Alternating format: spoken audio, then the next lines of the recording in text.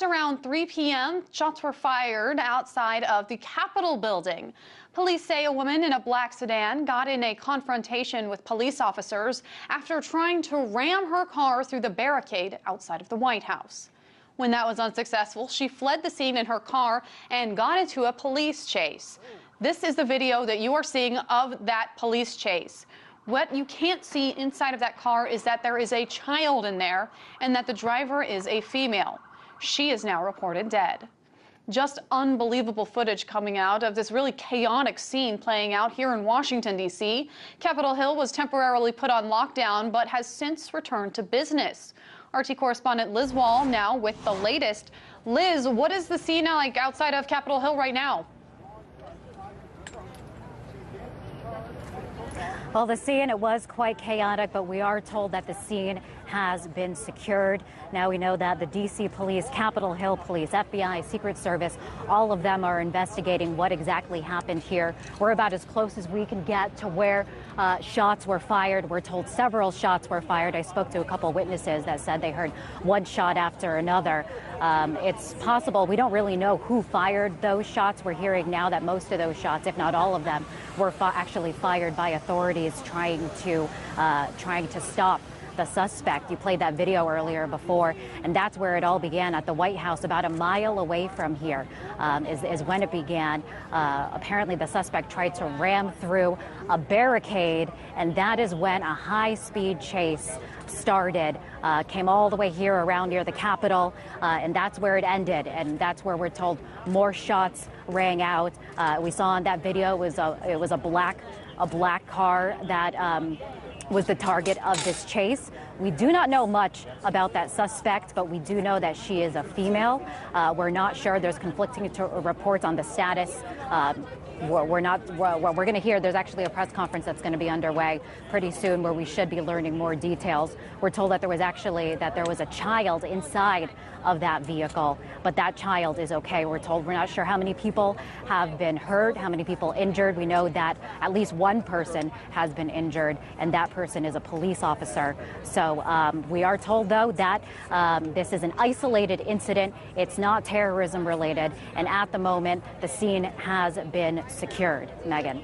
And something important to mention is that those barricades have been up since the Oklahoma City bombing, so obviously there was no danger of that woman actually getting into the White House. But from what you're hearing, Liz, was there any trouble, any kind of situation with senators, members of Congress, anybody being in danger?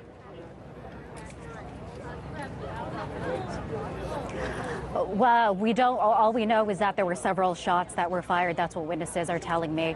Spoke to one witness that said he heard 7 shots ring out. As I said before, we're not sure, though, where those shots came from. It's presumed now at this point that a lot of them actually came from authorities. Where we can presume because that the Capitol was under lockdown, and they have deemed this the Capitol secure now. So we can presume now that the scene is safe. We're told that it's not active anymore. Oh, you can see that still there's a lot of authorities here investigating here at the scene. But at this point, we're told it's an isolated incident, that it's not terrorism related. As we know, D.C. is very, very much on edge, especially after just a couple of weeks ago, there was the deadly mass shooting over in Navy Yard, not too far away from here, that resulted in the deaths of 12 people. So that is still fresh in the minds of many people here in D.C. Of course, it's a tense time in that building over there with a government shutdown underway, with the House and Senate unable to agree on a deal, on a budget deal. So a very tense time with this government shutdown underway. It's unclear, though, what the motive is. We don't know much about the suspect, except that she is female, that there was a child inside of that car. We don't know what a motive. Hopefully we'll be learning more and more details as they're released to us, Megan. And obviously this is a very popular place to be in the District of Columbia. Lots of people come here to visit for tourism reasons, so obviously there was a lot of witnesses. We do have the testimony of one witness to go ahead and listen to right now. Just, swarms of police converging on the Capitol after that. What was going through your mind when this was happening? I was thinking about the Navy Yard because I work near there.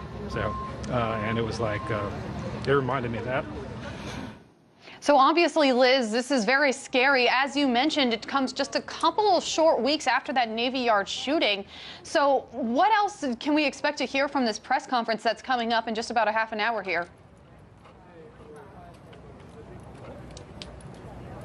I think at this press conference, we're expected to hear more details. As I mentioned, there's a lot of things that are up in the air. We know that shots were fired. Hopefully we'll learn more as to who fired those shots, how many people have been injured, the status of the suspect and any of those injured, the status of that police officer that is reported to have been wounded during this ordeal. So we should be learning more, Megan, as more details come out, but still unfolding as we speak right now.